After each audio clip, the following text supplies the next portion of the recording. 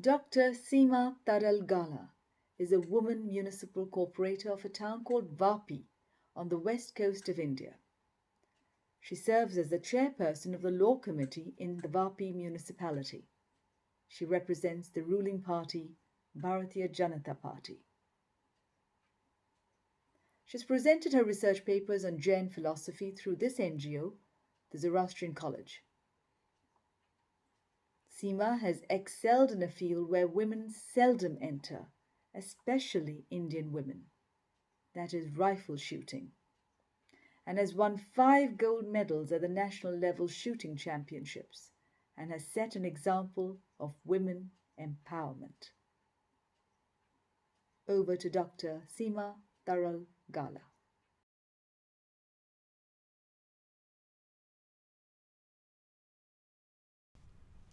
To quote Michelle Obama, there is no limit to what we as women can accomplish, and getting inspired to accomplish the impossible must be our goal.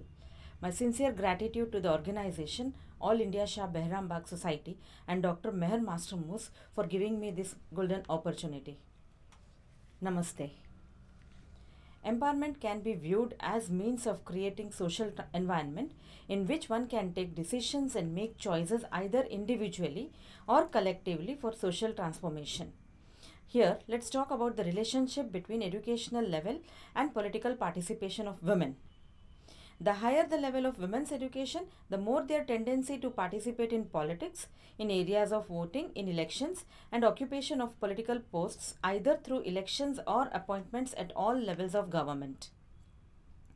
As researched by M. Lal Goel in the University of Florida, entitled The Relevance of Education for Political Participation in a Developing Society, he says that one of the most widely documented research findings in political science is that participation in political activities increases as the educational level of respondents rise.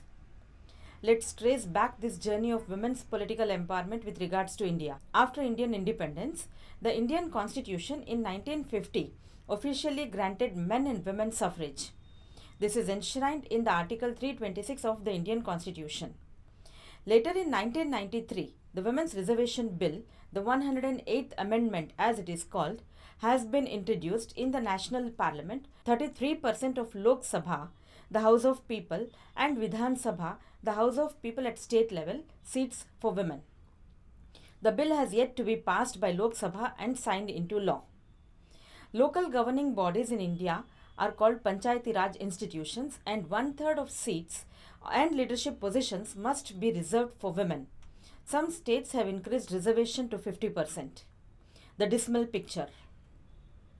India has been a democratic country since 1947. However, since its inception until now, India has had only one female Prime Minister, Mrs. Indira Gandhi, and one female President, Mrs. Pratibha Patil. Out of 31 states, 18 states in India have never had a female Chief Minister. India stands at the 20th position from the bottom when ranked for political participation of women. One of the major challenges is sexual abuse and discrimination. The second major challenge is illiteracy.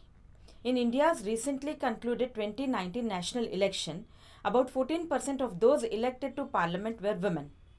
The same holds true at the state level too. Only 5.5% were women in all state legislatures. The cause of such low representation is that women lag behind on several potential determinants of political participation, such as knowledge about how political institutions work, their self-assessed leadership skills, and their voice in key household decisions. Women in rural India face significant mobility restrictions. For example, many women require permission even to visit market and buy household things, while women in urban India often forego important opportunities due to concern about safety. All of these factors, together with education, household wealth, religion, or caste, can explain approximately 69% of gender gap in electoral political participation. Measures. Gender quotas. Preserving political seats for women increases female political participation and improves government's responsiveness to women's political concerns. More than 100 countries have implemented some form of gender quotas in an effort to improve women's representation in leadership positions. These consequences are on how well the quotas can improve future women's political participation. Perhaps quotas need a longer time to work. Model female leadership. Female role models in leadership positions help adolescent girls to aspire to leadership. Education. Education is a milestone of women empowerment because it enables them to respond to the challenges, to control their traditional role and change their lives. Here a question pops up. Does education really cause political participation? There is abundant evidence that education at the individual level affects political participation. Among the demographic variables usually investigated in social science research, age, income, sex, occupation, place of residence, education has been found to have the greatest effect on political behavior. Clearly, the educated person is the different kind of a political actor than the person who has only a little education or none at all. Education enhances participation more or less directly by developing skills that are relevant to politics.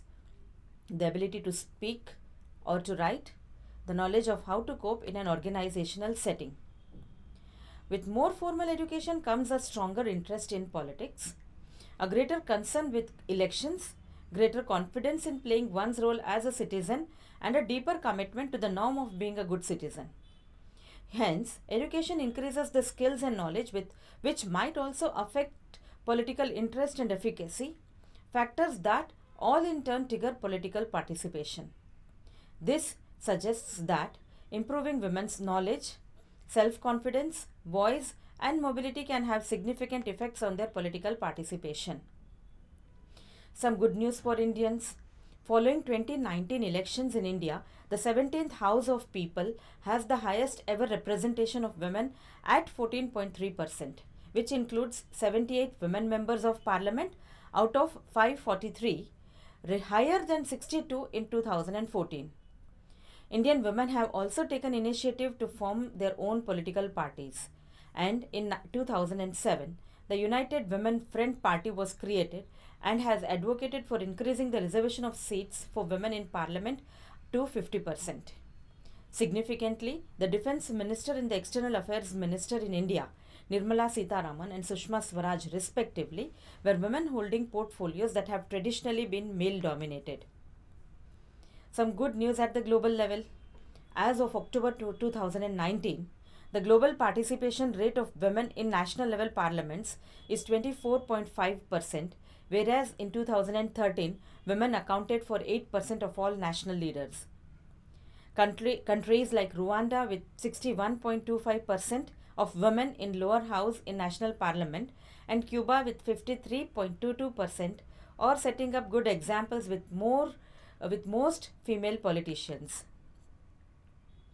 Into 2021, Estonia became the first country to have both a female prime minister and a female president.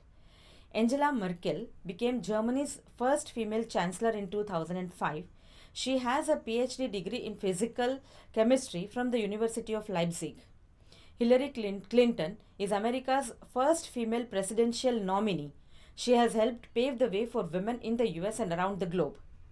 Sahle Work Zewde is Africa's only serving female head of state. This first female president of Ethiopia has been the symbol of hope in addressing gender equality issues in this conservative country. Something to ponder. In 1995, the United Nations set a goal of 30% female representation. The current annual growth rate of women in national parliaments is about 0.5% worldwide. At this rate, gender parity in national legislatures will not be achieved until 2068. Lastly, political empowerment of women through higher education signifies the UN resolution or Agenda 2030 and the SDGs number 4 and number 5 and encourages us to achieve our goals at our individual levels. Thank you. Namaste.